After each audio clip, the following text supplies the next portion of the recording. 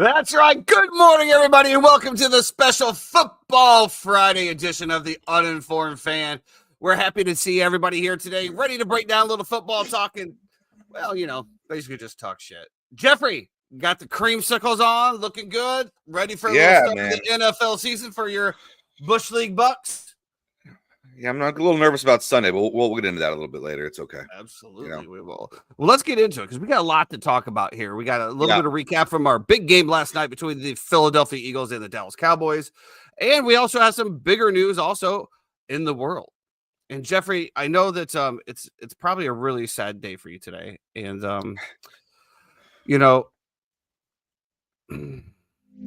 there's just sometimes we have to pause, take a self-reflection of ourselves and realize that we're just a little smaller in this world, and the world got a little darker yesterday. I know that you had a rough time, and I know that you were reaching out for help but didn't want to because you didn't want to be exposed, but I guess you guys did miss it. Caitlin Clark has announced that she will not be returning for this season. Jeffrey, I mean, how was your day yesterday? Are you okay today? Yeah, I mean, cut the music, please. It's ridiculous. Yeah, no, obviously disappointed for her. Sad for her. That's the homie, and root for her. And she's my favorite women's basketball player to watch, and I've been watching women's basketball for a long time. And so yeah, it sucks that she's out. How did I deal with it? Was I got cut out of work early. Got a text from one of my boys who said, "Hey, I have a VIP experience through Hard Rock over at American Social. And if you'd like to pop up, I got an extra ticket for you. So we went to American Social, and it was free drinks and free food for the 4-hour span of the game. And so, yeah, we had a great time out there. Shout out to Chad. You were on Dallas plus 8.5, as was I. I think everybody was. Unfortunately, I had the over. Yeah. Well, we're gonna get into that in just a second here. Let's stay focused. I don't want you trying to drown your sorrows out with wonderful NFL breakdown and talk. I'm glad that you got that out. I will say this: obviously, Kate and Clark out for the WNBA. WNBA is something I never thought we'd be talking about during NFL season, but yet here we are. I will say this: those WNBA players should have taken that contract, because now you're really gonna see what do the numbers look like without Caitlin Clark playing. And I don't think that you're going to get the projection that you want. Well, whatever. But, let's take it to one more time here on the hardball court. Did you want to say something about that, Jeffrey? Well, I was going to say, I think the problem is that you have a star, right, and a stud in Paige Buckers as well, too, who's incredible. But I don't think they're making the playoffs. So I think that's an issue as well, too, is that you're going to see nobody's really going to care without either of those who are playing. So it is what it is. What are you going to do? I don't know what you're going to do, because I don't watch it anyway. But I like I said, I think the viewership's going to be down. It's going to be a hard chip, to take to the to the negotiating table over there. We don't unit shame here, TJ. We don't unit shame here. Yeah, I unit shamed on the last podcast, and that was about being naked in a crib. So, that's not shaming. That was factual. Well, let's stick it to the hard court one more time. We're going to bring in the 3-time who just gets up and runs off on his cue. We're going to bring him in here because we do need to talk a little bit about Kawhi Leonard and this little scandal that we have going on out on the West Coast. The 3-time is here. He's going to give us a quick update on what's happening out there with Kawhi Leonard and this wonderful, apparently hundreds of millions of dollars tree company out in LA. Welcome in, 3-time. Hello. Good morning, boys. Well, talking a little bit about Kawhi Leonard, some more stuff has come out. Pablo Torres dropped on Wednesday on his podcast that somehow Kawhi Leonard was paid $28 million for a no-show endorsement deal through this tree planting company. And Steve Ballmer and the LA Clippers have said that it's absolutely false. That they didn't do anything wrong. It's come out today that now there's another $20 million that might have been paid to him as well. And the initial investment that Steve Ballmer, the owner of the Clippers, made to this company was $50 million. So if you do the math, 20 and 28 makes 48. So there's only $2 million missing, or not missing, but that's not accounted for. But there's Ballmer has come out and released a statement, and Jeff and I talked about this last night. We talked about it a few minutes ago. He came out and said, why would I do this and try to circumvent and, give this money to Kawhi when I, in fact, basically he's the one that was the whistleblower, because he sued the guy who started this company because it was a fraudulent company, and the guy is now in jail for $243 million in fraud. So I find it hard to believe that Steve, with the mind that he has, the Oracle, and all of the money. I mean, we're talking about investing $50 million into a tree company. We're not talking about technological. We're not talking about technological advancement. We're talking about a tree company. There were other celebrities that were basically no show employees as well, which is what the big deal is that Kawhi didn't have to do anything. That's money laundering. So there's a lot going on. Pablo Torres says he has receipts. He has everything confirmed. He's got the sources, and as a lot of people always say, if you can't name your source, the story can't be true. That's not, better than that in journalism. You're a 3-time Emmy Award winning. I do. I've broken some smaller stories here in Orlando, and when people ask, who's your source, I say I can tell you that it is a real person. I can tell you this, but I'm not going to release the name because it would hurt that person in their job. Because sometimes it's people that are in. Well, snitches get stitches. Snitches get stitches. So, you got to wait and see what happens. the owners' meetings, coincidentally, are next week in New York. So and that was already planned. That was not something that just popped up and they said, "Oh, let's all have a meeting now about this." It was already planned. So we'll see what Adam Silver and the NBA do for moving forward. Jeffrey, any thoughts on this? I couldn't care less about this, honestly. I think it's complete bullshit. I think it probably happens more than we think when it goes down in terms of a player that is in your organization, maybe owns a company, and you want to reach out and try to support that company. Will there be some kind of monetization involved in that? Of course there will be, but that's the nature of the beast. You're trying to be involved with the people that are in your company already and help support them as well too. I think it's a non-story, but I do understand why people are pissed off that, a guy who's worth 300 million has an extra 28. Sure. 48. Sure. 48. 48. Whatever. I it's agree all with semantics. as far as investing in the company, but this was actually a setup. It appears to be a shell company. You move money from here over to here, then you pay somebody over here. So therefore, you circumvent this. It is what it is. We spent way too much time talking about basketball because it is football season 3 times. Yes. Thank you so much for coming in. Thank you, Jay. Appreciate you. Let us know what else we messed up on there. Let's get into it. Last night, NFL, we had the Dallas Cowboys and the Philadelphia Eagles start a divisional matchup. The spread was 8.5. We all said that was way too much. I'll tell you what, no Micah, no problem. I'm going to say that, they held the Eagles at 24 points.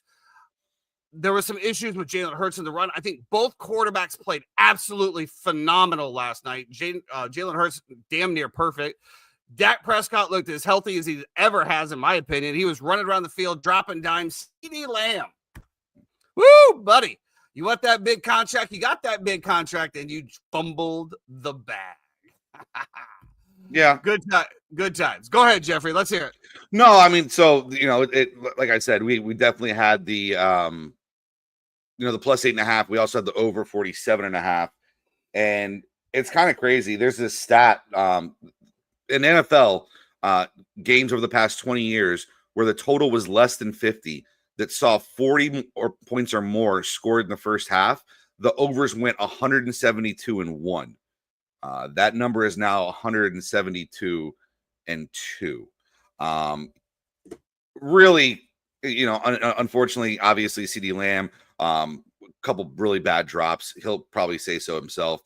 He took full ownership. Miles Sanders with the fumble against his former team when he's just trying his hardest to be able to do it. He gets him all the way down there on the 5 on a great run as well. Just really unfortunate the way that it played out. I missed a couple of things by like one more Dallas Goedert catch and stuff like that. And so, yeah, it kind of sucked. But, AJ Brown, I have on my big league fantasy team, gets one target the entire game, and I'm going against Javonte Williams. So just one of those situations. Chad, I do want to tell you, we're going to get to pretty much all these, and I will break down every single one of these games that you're asking about for you as well, too, bud. So don't worry. Stay tuned. We'll get to all those in a little bit. Pretty crazy, though, the way this game started, right? So you got Dak Prescott over there, getting ready to get the huddle for the first game. You got Jalen Carter trying to, kind of move in closer.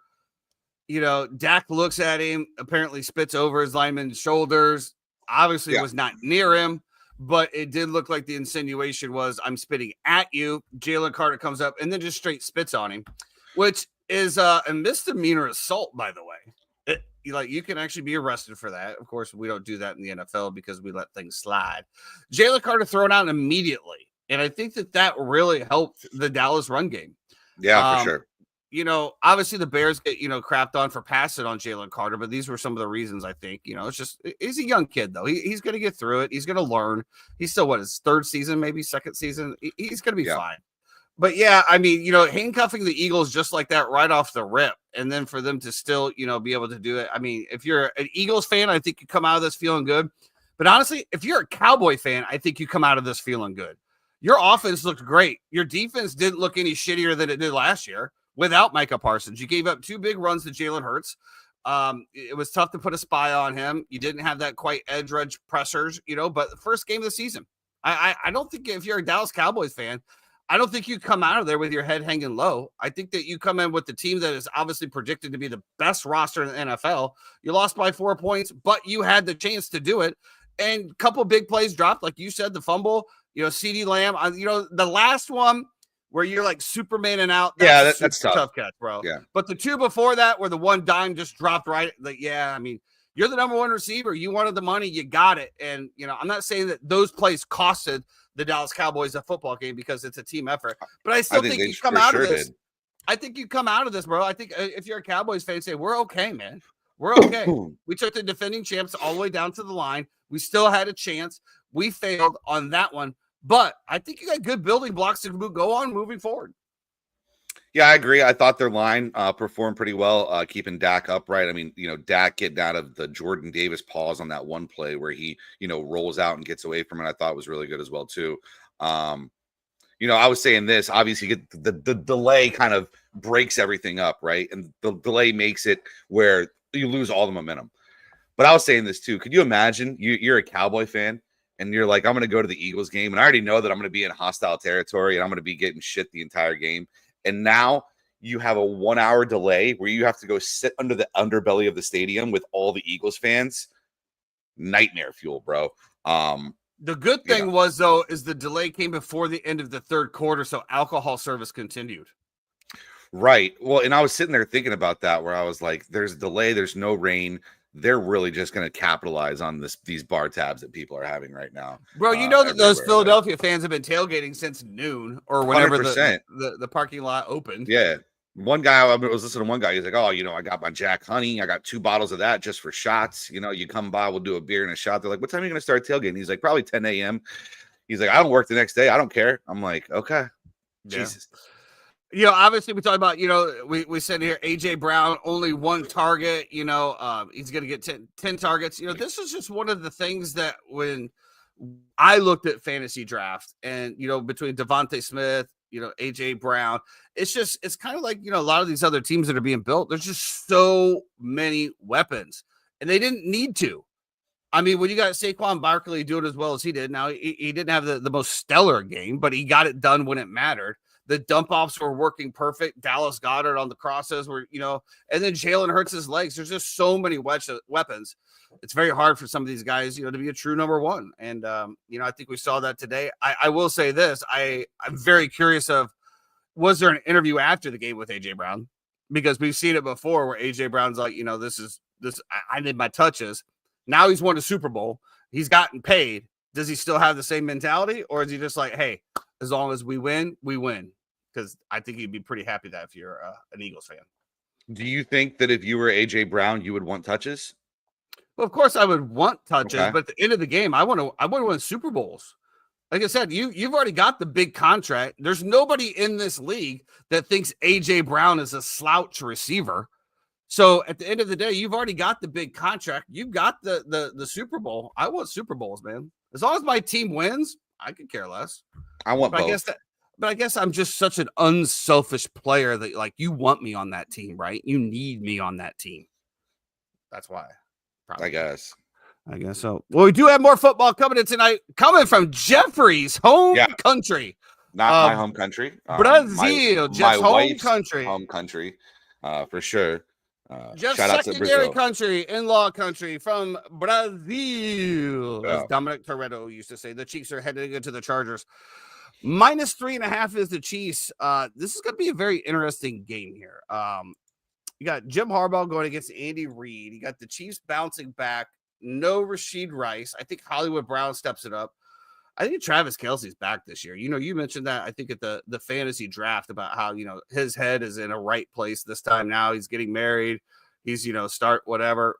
I love Travis Kelce in this. I think that they're going to make it a point to feed him in this game. So if you're doing a daily fantasy or same game, I think that he is definitely a must start. It's hard to go against the Chiefs in any scenario. On paper, they just never look like hey, that's the team. To your point, will that defense will be able to continue being a top 5 defense and bail them out of some of these games? Or will the defense slide back a little bit, but the offense finally picks up? You know, we talked about the Kansas City Chiefs last year being one of the top teams with dropped receptions by wide receivers. Can they catch the ball? I don't know. What do you think of Jeffrey? Yeah, I mean, I just think it's going to be a good game. I would love if you can get 3.5 somewhere. I see it at 3 on Hard Rock. If you can get a 3.5, I'd definitely take the Chargers plus 3.5. Just because Justin Herbert is notorious, especially in these games, for keeping it close and never winning them. Now we'll see if that changes with Harbaugh. They're saying that Najee Harris is good to go, so you might have a two-headed monster there in the rushing attack with him and Amari and Hampton.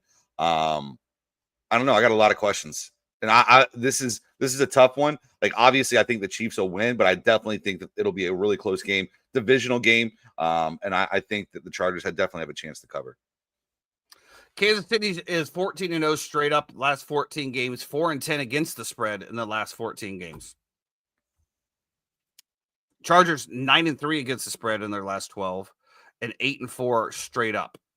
Yeah. So there's a little tidbit, for those of you that are asking, and I know that Chad, we talked about that, the best. We will boss some bets later.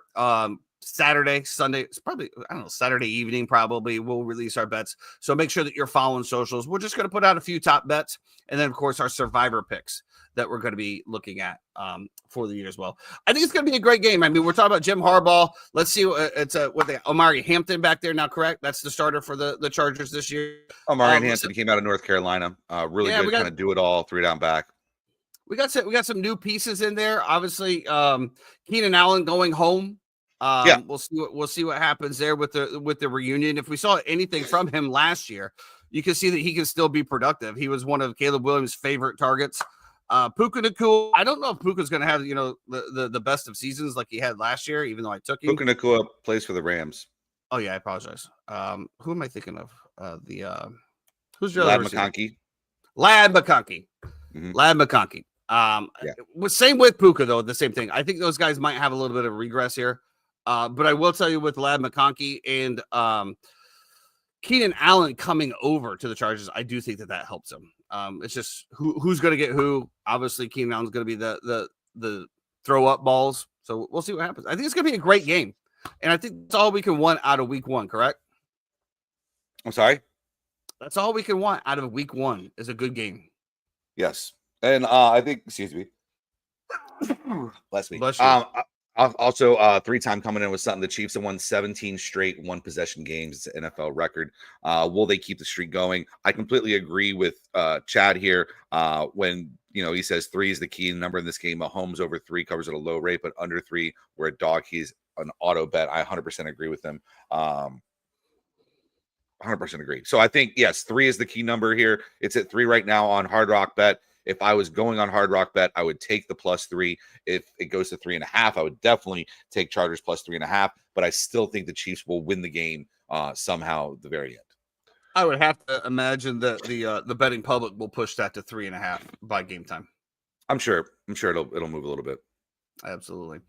Well, let's get into it. The Sunday is back and NFL is back. Jeffrey's Bush League Bucks going into Atlanta and taking on the Falcons. Bucks are favored by 1.5 here, which is a little concerning, if you ask me. I know that Jeffrey they get 3 points for the home, so it's more of Bucks -4.5.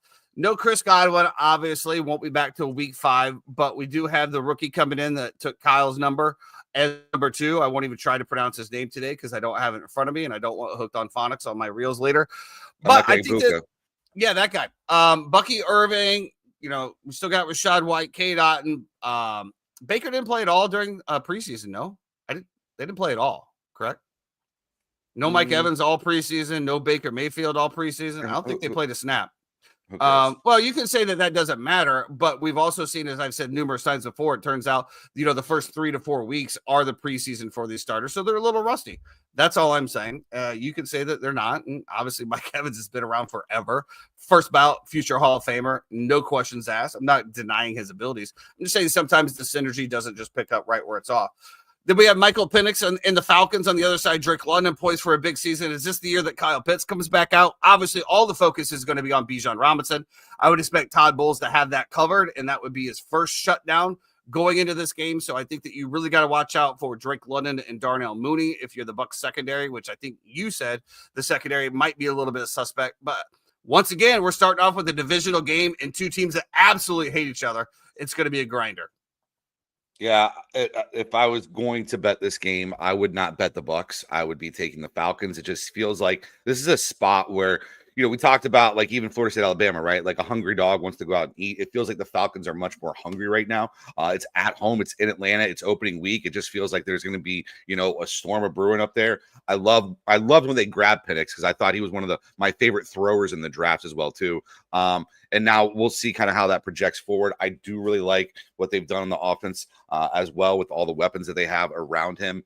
Yeah, I mean, I think this will be a great game. I could see the overhitting here for sure. It's 47. I could see it, being a little bit more of a shootout because the Bucs are going to move the ball. The Bucs still have a great line, no matter who's out there. They have great weapons.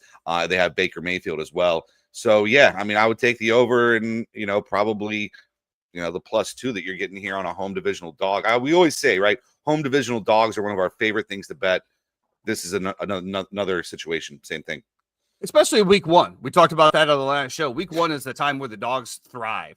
This is the unexpected. This is where you don't have the film on paper. This is where you can actually get outcoached week 1 just because you drew up something that the other team didn't even have on their radar.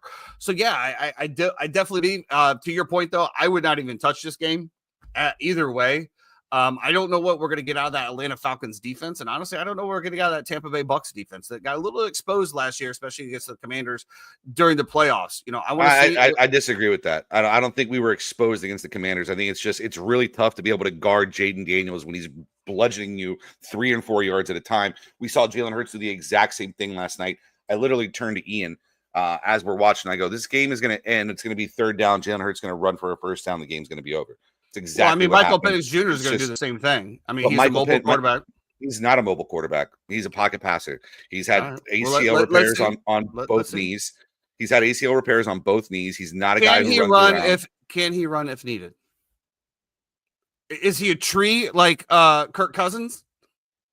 I mean, I think he can. Are they borderline equal? I don't think it's that different. He's obviously more mobile than Kirk Cousins, right? I mean, okay, sure, we'll give you that, but he's not a runner just because he's a lefty, Well, I would think that this would be the point to what you just said, the dink and dunk stuff. This is where I think Kyle Pitts is going to come on. You're going to use Drake London to stretch the field. You got the threat of Bijan Robinson that's going to pull the linebackers forward. You're going to see Kyle Pitts slipping out.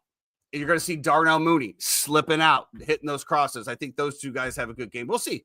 But like I said, I think it's going to be a tough game, regardless, as I said, for every reason that you said. I just wouldn't touch it. I don't know. Like you said, I know you said that the over, we might score points. Again, there might be a little bit of rust on both sides of the ball. Again, Atlanta's defense has shown blips of, being a top 10 defense. We'll see. It's going to be a really, really good game. Another one that we're circling on is the Pittsburgh Steelers and Aaron Rodgers going to his former team in the New York Jets and Justin Fields with his former team. Whoa, everything okay over there? Did the shelf fall down? No. Everybody's okay. Everybody's okay. Football. Steelers favored -2.5 going in here to the Jets. I think that the Steelers are going to be a very sneaky team, even though I don't think anybody's really thinking they're sneaky. There's a lot of expectations in Pittsburgh as far as them going all out this year. I know Cam Hayward is still questionable whether he's going to play or not. A lot of the leagues coming out saying that he is going to play. I'm very curious to see what's going to happen on New York's side of the football. Justin Fields getting another shot, reunited with his Garrett Wilson. You love the two-headed backfield that they have over here. I just want to see something out of Justin Fields. That's all. I think Aaron Rodgers is going to do Aaron Rodgers things. I think he's going to take what's given to him. So, again, this game for me is just one that I just want to sit back and watch, which I do a lot week 1. Did Buff just say happy birthday to Dennis Scott? It's interesting. 3D. Yeah, he did. What's up, Buff? How you doing, bro? Couldn't agree more with Chad here. Listen, I am somebody who got made fun of at our fantasy draft because I did draft Breece Hall and I drafted Garrett Wilson. I'm probably benching both of them week 1 for the simple fact that I think the Steelers have the best defense in the NFL. And I think this is a terrible matchup. And I love the Jets prospects going forward for the entire year. I hate them for game 1 here. I just think it's going to be a sloppy, mucky, I love both run games as well, too. We mentioned Breece Hall and Braylon Allen. On the other side, now you're talking about, you have Jalen Warren just got signed to a 2-year contract. They just drafted Caleb Johnson, the kid out of Iowa. And now they also have Kenneth Gainwell as well, too. So, and you have an over-the-hill quarterback who is completely immobile, who really only has one legitimate wide receiver in DK Metcalf that's going to be kind of easy to be able to cover. I just love what the Steelers have done on defense, though. For me, I completely agree. I think just hammer the under. It's 38. I don't see the way either of these teams score more than 2 touchdowns. So yeah, I'll definitely take the under here and just be happy with it and keep it moving. No love for Calvin Austin or Roman Wilson, huh? But I will say this, like, I think it'll be an entertaining game if you like classic football. If you're not a fan of like classic smash mouth, line it up and hit somebody in the mouth football, then okay, skip to something else. But if you like that kind of shit, and I do, and the dynamics of both quarterbacks coming against each other, yeah, absolutely. To your point, I think it's going to be very interesting because both teams know each quarterback in and out. They both played on each team. Now, the New York Jets have a different coaching staff. Yeah, and the Steelers have the same coaching staff, which had Justin Fields. So they know his strengths, they know his weakness, but you'd have to think that Aaron Glenn on the New York Giants or Jets knows that as well. So we're going to try to do something that Arthur Smith couldn't do, which is, hey, let the kid play how he wants to play. Like, give Bijan the ball when you're in Atlanta. Duh. Stupid Arthur Smith things that handcuffs his own offense.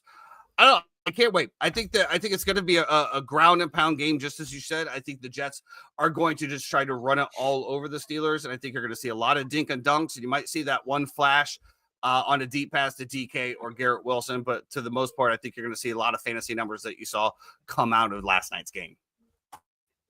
Yeah, I agree. I think listen. I just think the Jets going forward this year, it's just they're going to be good. This is just not the game that we're going to be in on the Jets this year. This is just my personal opinion. Crazy though, I was looking at I'd love to bring up OddsShark because they just have some funky stuff on there sometimes that I just love to compare. They actually have the Jets winning 25-19. That's nice. That's nice. Under the 38. Giants heading into Washington. That's over 38. Well, they have 18. Neither here nor there. And 24.8.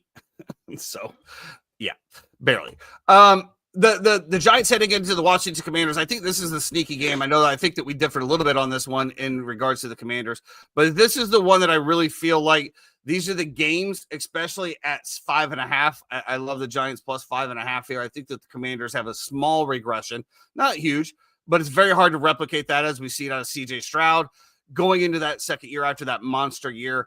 A lot of things happening over the Commanders in the offseason. Scary Terry getting his contract finally. Deebo Samuel coming over. I think that's another great weapon. I know that you don't like him. I think he can still produce over there. I think this Giants front line is going to be something that is going to wreak havoc on the National Football League. You added Abdul Carter on there as well. I think that the defense is going to keep them in games.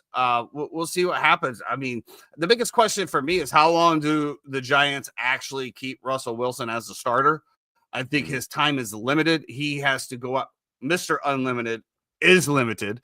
I think he's going to have to go out and basically throw perfect games every single game. And I think that clock is going to be ticking. But as Jeffrey said, and Brian Daboll, you trust. I like the Giants to possibly even have a sneaky win outright here. Yeah, I mean, and listen, Chad was mentioning it a couple comments before where he was saying that, he has the Giants plus 6.5 unit on the money line. I'm not going to talk you or tell you that you shouldn't do something or whatever. I'll tell you my personal opinion is that I love the Commanders in this spot. I don't like the Commanders for the entire year. I do like the Giants better for the entire year. I think this is a terrible matchup for what the Commanders are and what the Giants are. When I say that, the Giants have an amazing defensive line, but Jaden Daniels is so good at allowing you to get upfield and then sliding right past you and picking up those 5 or 6 yards. And I think it's going to be a lot of that over and over again, and it's going to become incredibly frustrating for the Giants defense. I don't trust Russell Wilson at all.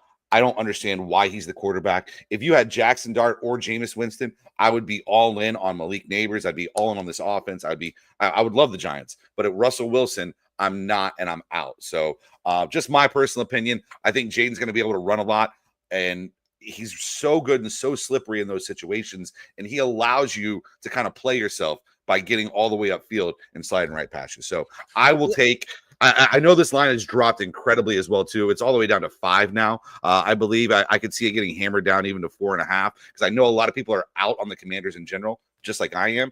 But I just think this is a nice little spot for him here in week 1. We'll see. Like you mentioned, the New York Giants is going to have to contain Jaden Daniels. You're going to have to put a spy on him, or that front four is going to have to get some serious pushes. Keep him in a pocket. Keep the circle intact. Do not let him out. And I think that, and they still have real issues. The Giants have real issues at linebacker and on the back end of their defense. And they can't always be masked by getting an incredible pass rush, especially when you play guys like this, like him and Jalen or Josh or Lamar. Like it's just it's a different ball game, different. Yeah, I know. I all I know is I don't want to look across from Dexter Lawrence, Brian Burns, or Abdul Carter at any point in my life. Well, unless I'm getting paid $35 million, then I can do it. We'll see what happens. Again, these week 1 games are just going to be very, very, very good. I was looking at the Survivor picks this week, and it's week 1, bro. It's tough. Yeah. I think last year, week 1 was like 50% got out. I would take the Commanders in Survivor, personally.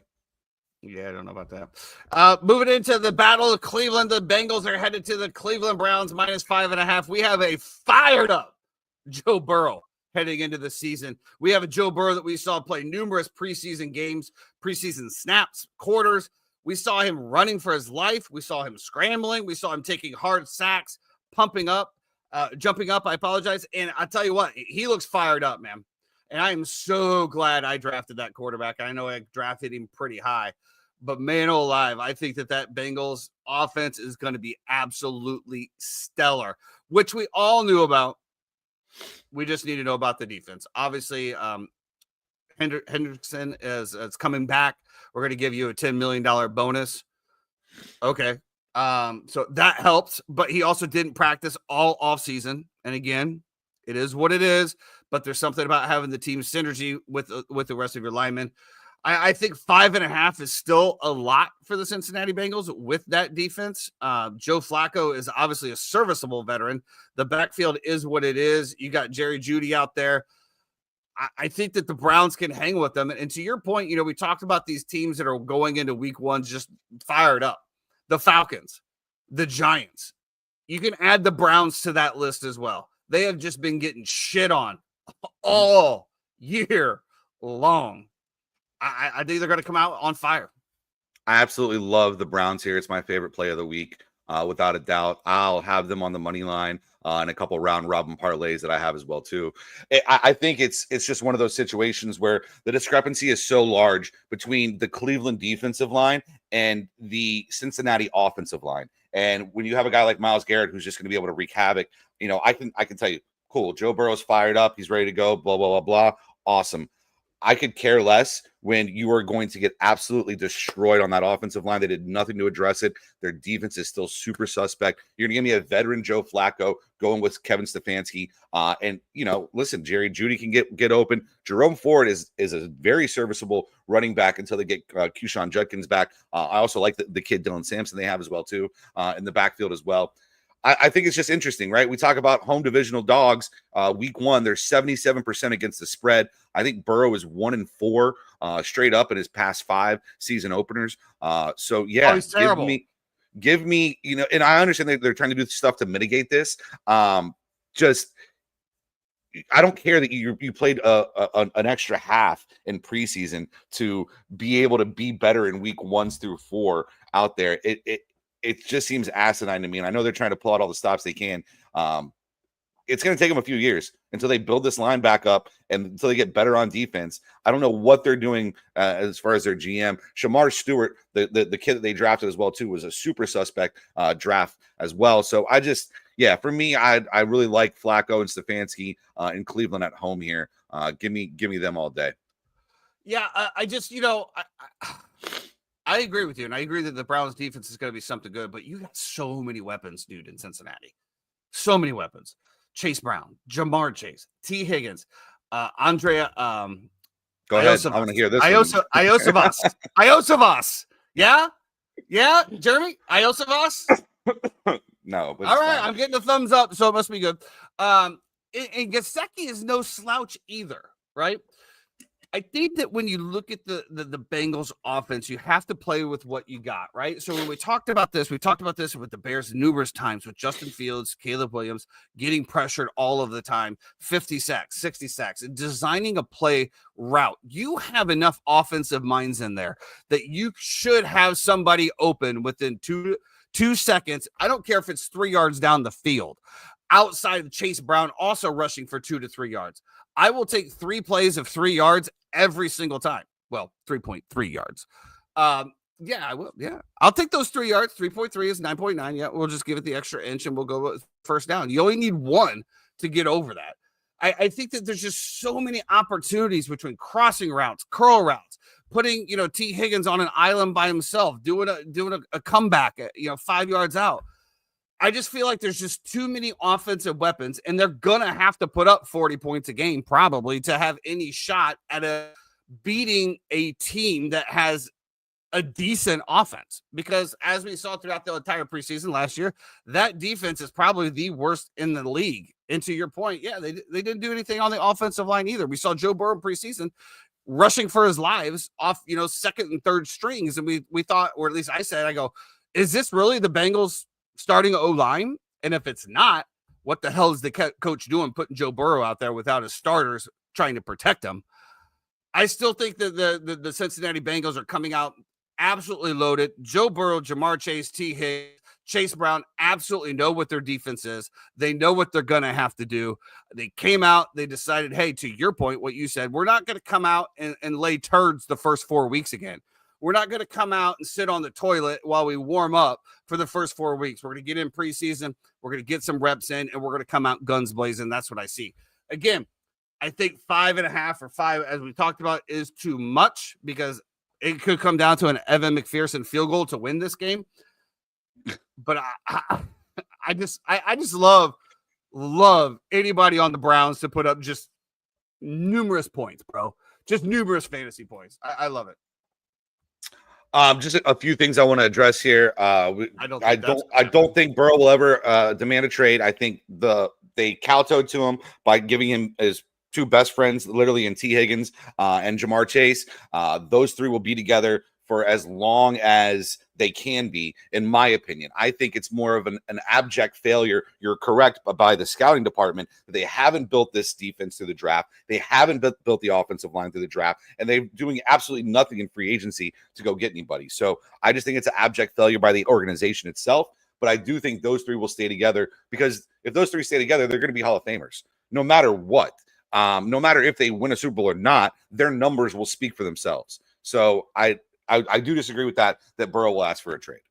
Buff, I like the Bengals as well, but I do as well. I just don't know. I think 5.5 might be too much. That's all. You just never know. You just never know with this team if they're going to give up that stupid scoop and score touchdown at the end of the game to cover it. It seems like a lot for week 1, but we'll see what happens over there. Let's move it on to the Patriots. The Raiders are coming in. Patriots favored by 2.5 with Drake May and Mike Vrabel. We talked a lot in Tennessee about the games that, that Tennessee was just supposed to lose, and somehow Mike Vrabel kept them in the game. We called it the Vrabel effect. Jeffrey, is the Vrabel effect going to translate into the New England Patriots for an amazing bounce-back year this year? God, I hope so, because I put a lot of stock into the Patriots this year. So I really hope that the Vrabel effect is a true thing that I have. This is a weird one.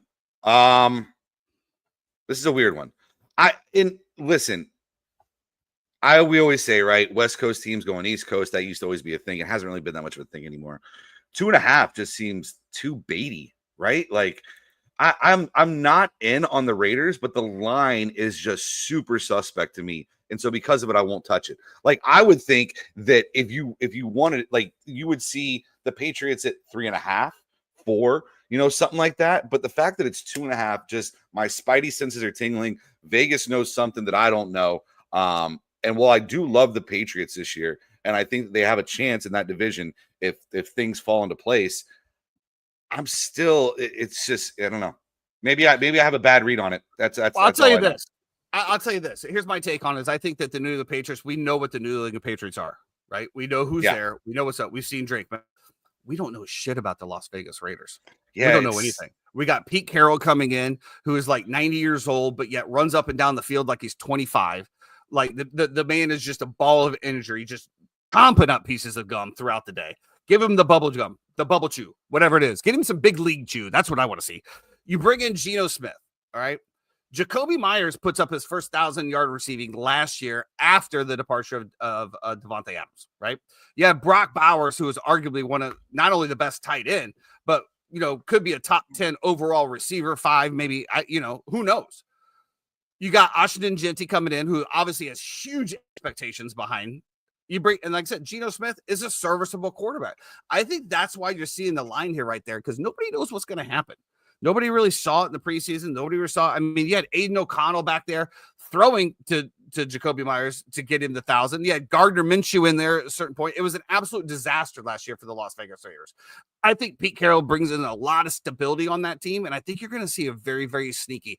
And I do love what I heard. I can't remember exactly who said I know it was Geno Smith. He goes, they're talking about expectation. He goes, well, I don't know what everybody else is outside, but I know our expectations in here, and we're going to shock a lot of people. And I love that. Love the energy from him. Got another contract coming over. Geno Smith's career revived after a long, long tenure. I think that the Raiders come in and win the game. But I actually, let me backtrack. I don't think that they're going to win. I think they have a great, great possibility. Obviously, the line at 2.5 would suggest the same thing. I think all of the pressure is on the Patriots. Mike Vrabel for a season, Drake May coming out. Is he the guy? I think all the pressure's on New England. I think the Las Vegas Raiders are going to come in and just run and gun and have fun because there's zero expectations on the Las Vegas Raiders this year. Yeah, Chad and Justice talking about the guy who means a lot to this line, and that's Christian Gonzalez. Absolutely. But if he plays and all of a sudden now Jacoby Myers is just completely, mitigated out of the game plan, then where are you going with the football? It's just going to be the Brock Bowers show over and over again. No. Geno's I'll tell you who gets it, Jeffrey. I'll tell you who is. Deontay Thornton. No. Jack Beach. I want you to remember that name. Jack Beach. Just remember the name. That's all I'm asking.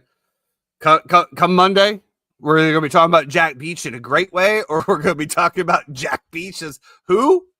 Because obviously, and Jeffrey's talking about this, and this is something I think is absolutely Bush League. As Amari Cooper comes in and says, I've got a lot on take, I'm coming to play, goes through the whole things, whatever. And then 3 days before, nah, I'm good, bro. I'm retiring. Great for me in fantasy football. But not good if you're a Las Vegas Raider and you expected to have Amari Cooper on one side, Jacoby Myers on the other. Yeah, Chad, if there's one thing that you should know, I think this is your second show you tuned into, it's that Tyson cannot pronounce names at all. So it's an ongoing joke that we have. Beach. Betch. It's B-E-C-H. There's no A, so Betch. That sounds too close to bitch. If there's no A, then why would you think that it's beach? Betch. Okay, Betch. Betch. We could do this all day. Remember the name. We got to move on. We got to move on. We got to move on. Oh my God. We got what? Yeah, the kid out of TCU, Chad. Sure. All right, moving on. We got the 49ers heading into the Seahawks, and I think the Seahawks is one of the teams that we just have no clue what's happening over there. Just none. I don't. I know that we're bringing Cooper Kupp to bring him home. The 49ers are favored by 1.5. McCaffrey, here we go again. Calf injury. Here we go. Pour one out for the homies that drafted him. No shot. We got the head coach out here talking about how Christian McCaffrey is the best he's ever been. He's going to have the most workload that you've ever seen. He is our horse. And then 4 days before, he's got a calf injury. Right? No shot, no way that was not known throughout this entire preseason. They duped you guys. They duped you. I can only thank myself that somebody that took him before me, because I would be sitting in this chair and I'd be pissed off. There's a reason they went and got the trade for the Brian Robinson Jr. Now you know why. He wasn't brought in to be the second. He's going to carry the workload while Christian McCaffrey does what Christian McCaffrey does best and sits on the IR. Go ahead, Jeff. Yeah, I don't know. I don't know if McCaffrey's going to play or not. I do think it'll be interesting with, Kubiak coming in. I do not know how to read this game at all. I would just say if I was going to stick on my laurels, it would be okay. We're going to take home divisional dog and with 77% week 1 and just put my money on the Seahawks. That being said, I do think that the Niners could be good this year. And, I think that Seattle defense will be really good. The defense is going to be good. Shanahan's going to have something cooked up. Ricky Pearsall is going to have to take a bigger role. And then also, you get Robert Saleh back, defensive coordinator. I could see this being a very low-scoring game as well. Is Sam Darnold, did he get rid of the ghosts that he was seeing? I don't know, man. And so, yeah, it's a lot of what ifs. What if he starts seeing pressure that's not there again and, starts running for his life when there's nobody around him? There's so many factors that could play into this here. But like I said, if I was going to take a side, I would just take the 77% side, which is home divisional dogs in week 1 or 77% against the spread. Yeah, I 100% agree. If you put a gun in my head, maybe bet this, I'm taking the Seattle Seahawks. Justice, Ricky's going to have to do something, buddy, because you got him, Kittle. I mean, who else we throwing out there? Ayuk's hurt. Jennings is hurt. I mean, who else we throwing out there? He better do something. Otherwise, it's going to be a long day for the 49ers. Titans headed into Denver. Denver, a lot of expectations this year, not only on the whole offense, but just the team in general. Projected to have maybe the best defense in the entire league. Titans heading out there, obviously in shambles. I mean, if you're Cam Ward and you got to go against the Denver Broncos defense as your first game in Denver, I feel sorry for you, kid. That's all. I have zero expectations for this. I think that this game could get extremely ugly. To me, it's going to be how long do the Denver Broncos starters play? I love the Tennessee Titans in this spot. I think the Tennessee Titans have a chance to win this game outright. In the last 20 years, right? Dogs that are in between 8 and 10 points are 19-7 in week 1. Bo Nix was 8-0 last year against the spread as a favorite. There's got to be a regression back to that mean. There's going to be, but it's not going to be week 1, and it's not going to be against the Tennessee Titans. In the past 25 years of data, every defense that has finished top 3 has had a regression the next year, meaning Denver will not be a top 3 defense in the NFL this year. The only time it happened was once, and that was Mike Tomlin like years ago, and they went from number 3 to number 2. You don't need a 3 defense to take down the Tennessee Titans. Just remember, I said take the Titans +8. You said the Titans are going to win outright. I'm going to have them outright. I love it. Love it. What makes this show so great, guys, is when Tyson and Jeffrey do not agree on different pages. It's such amazing. Give me the Broncos by 10+. Again, I feel like the Broncos starters might even play the fourth quarter. Might not, but they might not even play. Might not even play the fourth quarter.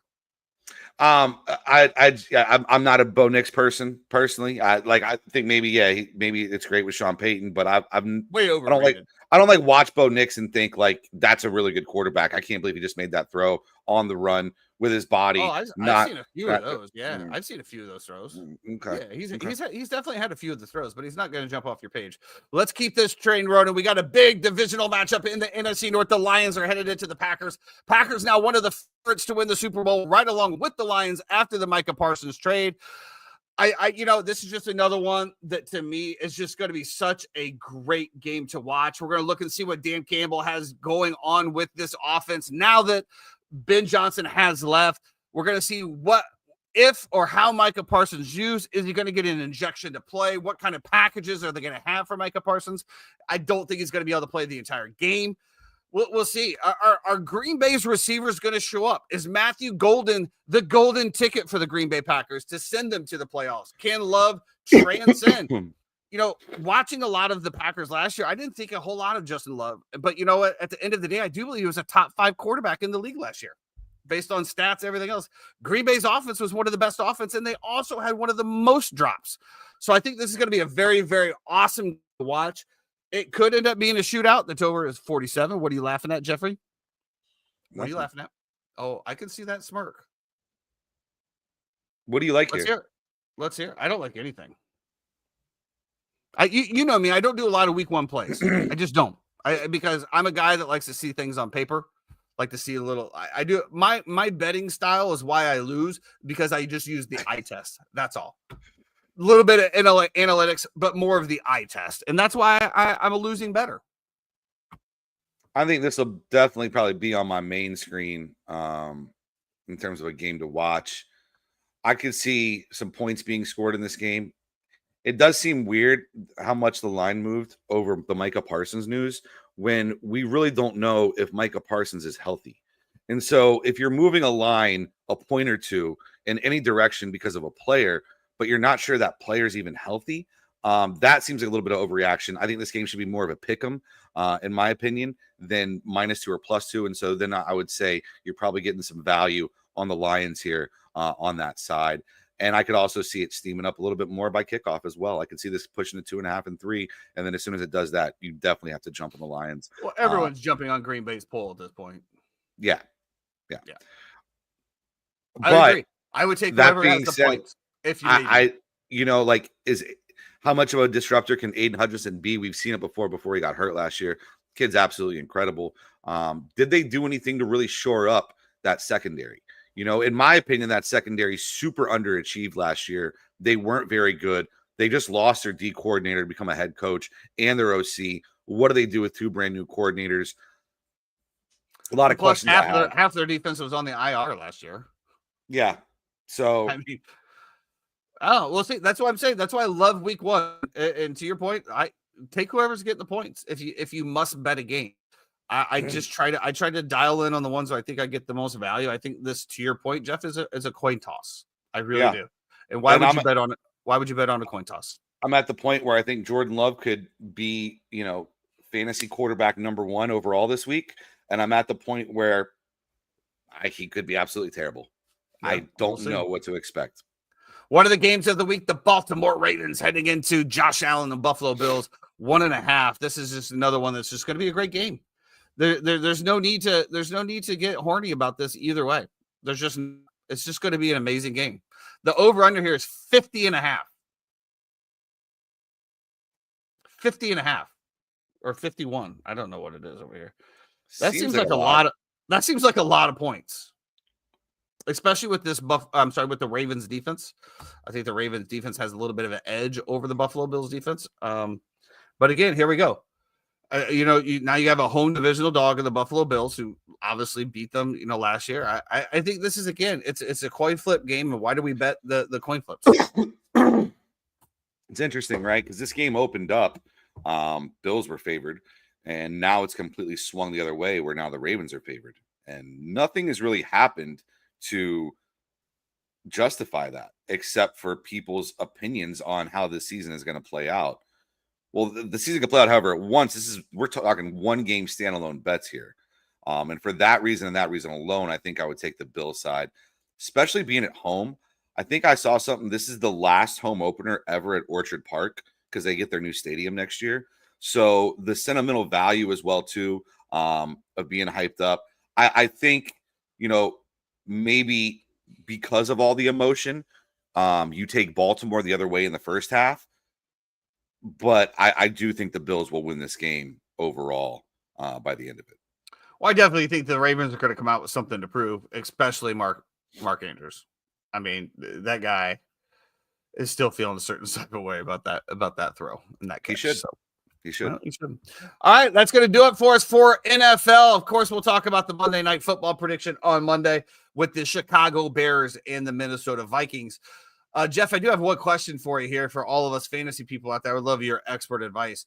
Do I start the Houston Texans defense or the Minnesota Vikings defense? I know what the analytics tells me, but Houston Texans. Nah, I don't know. It's a Monday night game. They're usually unders all day, and they're going against my team, and so it's like, ooh. Well, in that sense, it's kind of a hedge, right? You're hedging your emotions because if the Bears shit the bed and Caleb sucks, or if the but I also have 3 Bears players stacked on my lineup, so I need that's true. Well, it's still a hedge then, but also think about this, right? Let's think about let's take it another step further. Okay. Brian Flores, who has coached against Ben Johnson offenses repeatedly, who also has coached against Caleb Williams for a year as well, too. So, but Ben Johnson has owned Flores' defenses. He averages like 28.5 points a game. But that was with Detroit. I think I'm just going to start the Texans and call it a day, dude. And then whatever. Okay. If I lose, I lose. We're in week 1. We can afford a loss in the week 1. We can't afford one later in the year, just like the NCAA football. Wins in the beginning of the year matter less than the end. And we saw some great games. And we have some great games coming in this week, but not quite as many as week 1. The cupcake schedule is here for week 2. South Florida heading into the University of Florida. Now, this to me is not a cupcake game. And 17.5 seems to me like an absolute monster number for the Florida Gators at home. I didn't see anything that I liked out of Billy Napier's offense against whatever Long Island University, I think it was.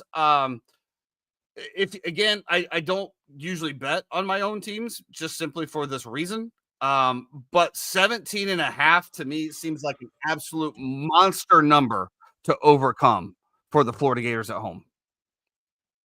I think this is going to be one of those games where I want to watch the first half and I want to live bet. I don't want to hop on the spread too soon, unless you want to like sprinkle like a half a unit or a quarter of a unit on the USF money line, which I don't even know. Is that even out? Do they even have a USF money line? I got plus 600 over here. Okay. So like at that number, you're like, okay, 6-1 on a team that just smoked a top 25 team in Boise State. That's interesting. Well, there we go again, reading into preseason rankings. we can't do it. We can't do it both ways, Jeffrey. I 100% agree with you. I don't like this but game I'm telling at all, you man. the reasoning. I think you got a South Florida team that's coming in just riding absolutely high. I think you got Nothing a Florida Gator team that is still trying to find its identity. I don't know, man. I'm nervous. Again, like to your point before, like, you know, when you had Florida State, Alabama, Florida State had nothing to lose. They weren't expected to do anything. They were unranked. They're again, you know, they're just playing with all heart. I would love to have that same attitude as the Florida Gators coming into this. But again, I didn't see a whole lot that just blew my hair back against this Long Island University, which, yes, they won 55-0. It is what it is. I'm just telling you, the eye test did not pass for me with the Florida Gators last week. So I'm very, very nervous about this. It was very interesting, too. I saw DJ Lagway's QBR was like 29.8 or something like that, which is pretty low as well, too. I don't know if that's just because they were trying to throw the ball over the field and kind of testing some stuff out, knowing they're playing a lesser opponent. That could 100% be the reason as well. So I don't know. I'm sure one game that Jeffrey is not sweating this week is the East Texas A&M. Are those the Rattlers? Those Rattlers maybe coming into Florida State, who are now ranked 14th in the nation, just behind Big Brother.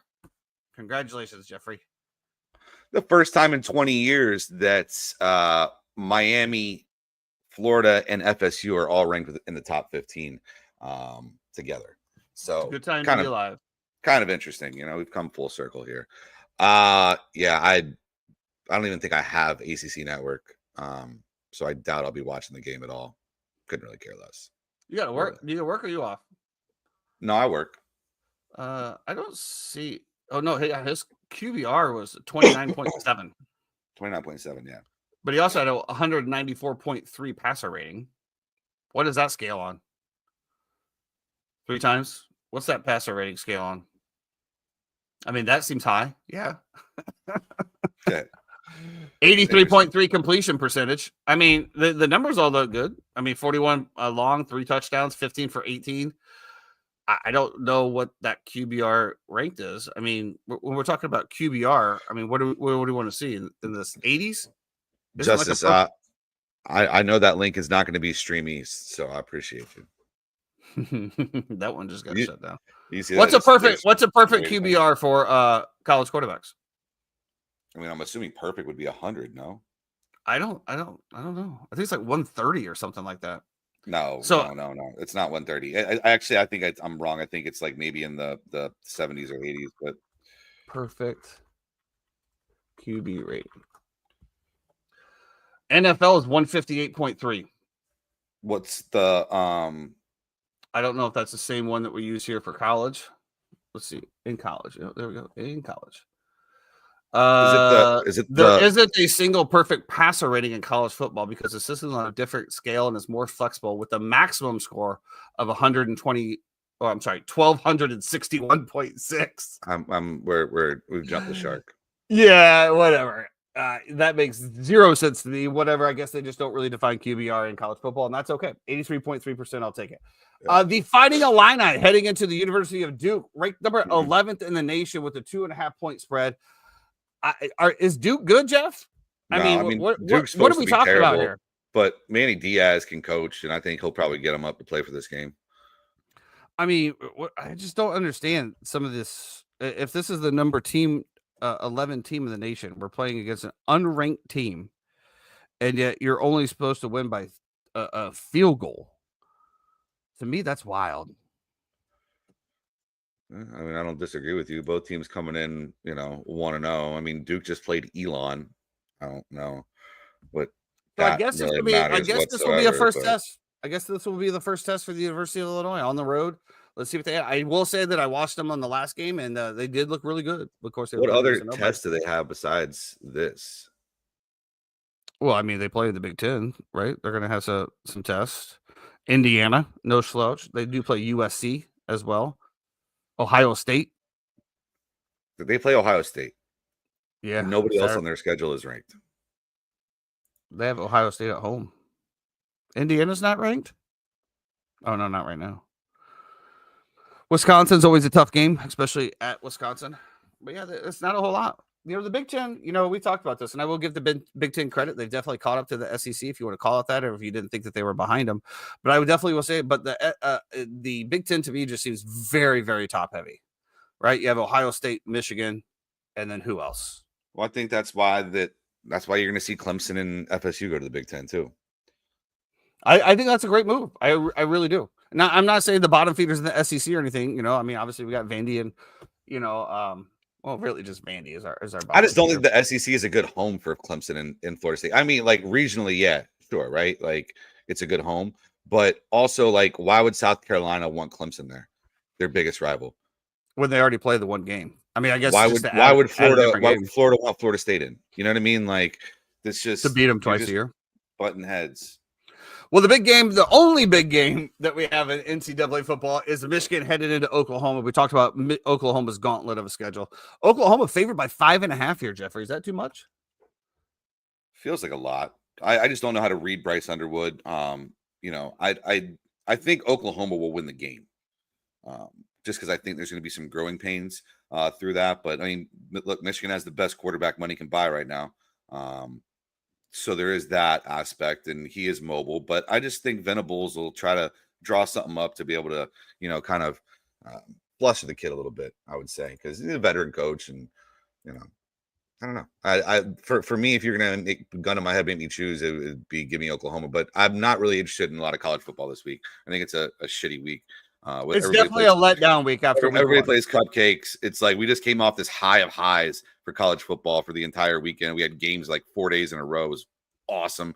And then now we're just like, oh, okay, we're back to North Carolina A&T versus let's get a breather. Let's get a breather in, dude. It's wild. So whatever. Here we are, though. Before we end the show today here, I want to ask you a question here because Ryan Clark, I don't know if you saw this, and Dan Orlowski kind of got into a pretty heated debate the other day about a term that we throw around a lot called generational talent, right?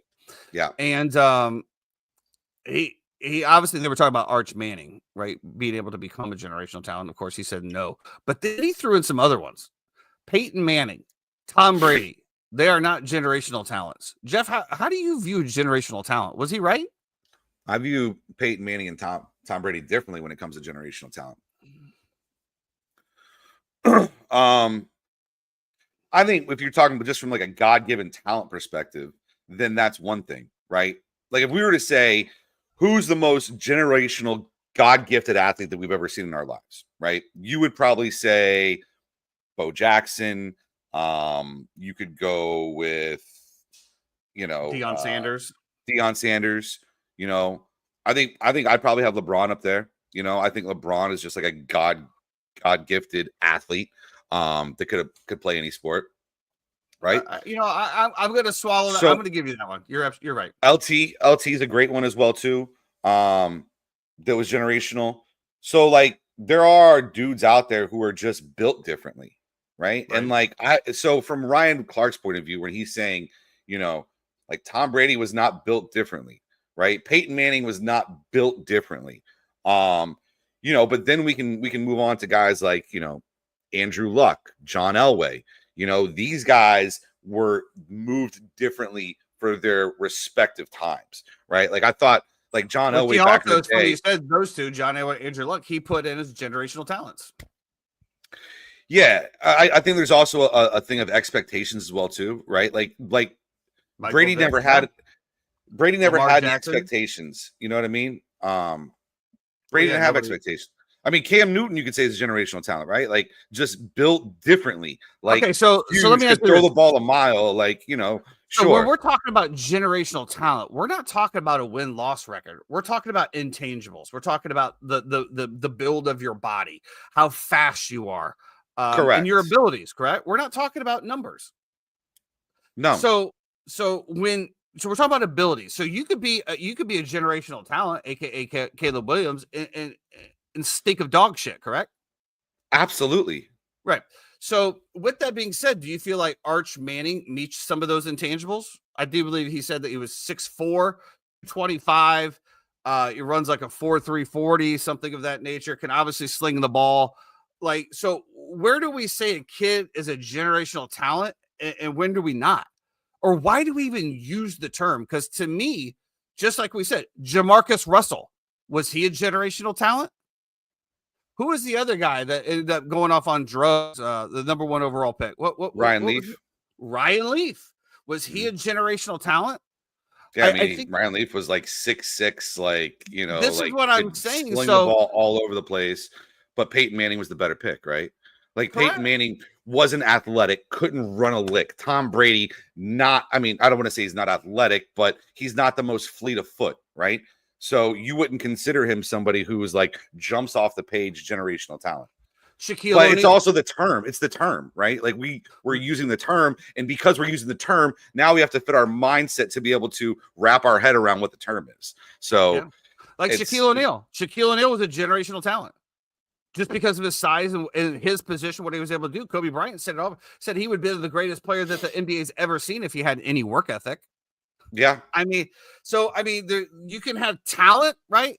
God-given ability. So when I think about generational talent, that's what I think. God-given ability, right? What did you do with your talents? Now, the records and everything else makes you a legend. But generational talent is born and bred. Legends are made. That's all I gotta say about it. I agree, and like we can even take it a step further, right? Because there's guys who have come out. Like let's look at Maurice Clarett or Lawrence Phillips, right? Lawrence Phillips back in the day for Nebraska was a monster at running back, incredible, but unfortunately fell off because he fell into a lifestyle that was not suited for what he was trying to do. So some guys just have it. You know what I mean? You have it, but you can't get past your own self, So it is what Absolutely. it is. And that's why it's so impressive that guys like, Drew Brees, Peyton Manning, Tom Brady, who are non-athletic, non-guys like that, were able to be so good at what they did. So I just wanted it more. Baker Mayfield was a walk-on at Texas Tech, right? Walk-on at Texas Tech, right? Won a Heisman Trophy for Oklahoma, number 1 draft pick in the NFL. You ask anybody in high school if you thought Baker Mayfield was a generational talent, not even close. He wasn't even recruited, basically.